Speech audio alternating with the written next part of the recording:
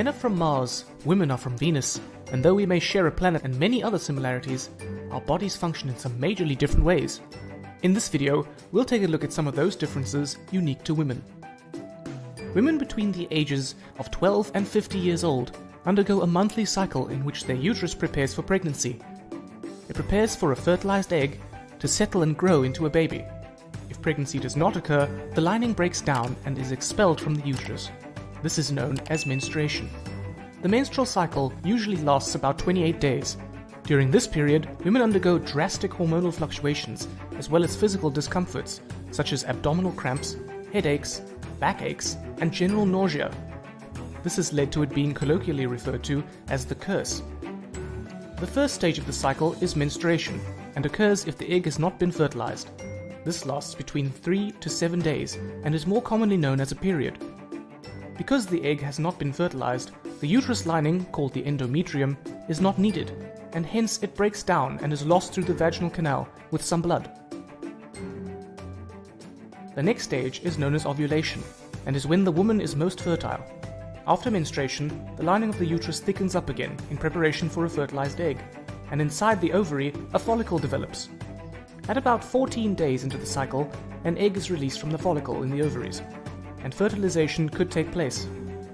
If the egg is fertilized and embeds itself in the thick uterine lining, the lining is not shed, and thus menstruation does not occur, and the woman becomes pregnant.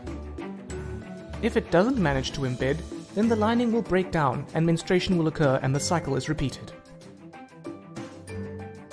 The menstrual cycle is controlled by two main hormones, estrogen and progesterone. We met these hormones in this video. Estrogen is produced by the ovaries and causes the uterus lining, the endometrium, to thicken again after menstruation so that it is ready to receive an embryo. Progesterone is produced by the empty follicle in the ovary. See how it is produced after the egg has been released and then drops off if the egg does not embed in the uterus or if the egg is unfertilized. But if the egg is fertilized and embeds, then progesterone levels stay high for the first 6.5 months of pregnancy. The follicle continues to produce it and a placenta is formed. So estrogen builds up the uterus lining and progesterone maintains it during the second half of the menstrual cycle.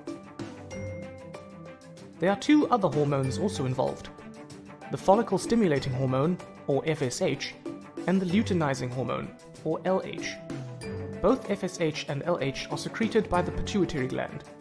FSH causes the egg to mature in the ovary, and it also stimulates the ovaries to release estrogen. The estrogen then stops FSH being produced, so that only one egg matures in the cycle. LH causes the mature egg to be released from the ovary and stimulates the release of progesterone. You may want to browse the internet to learn more about these hormones. So from this video, you should now have a better understanding of how the menstrual cycle works, how the main hormones estrogen and progesterone control it, and how a woman's body is affected by these drastic changes.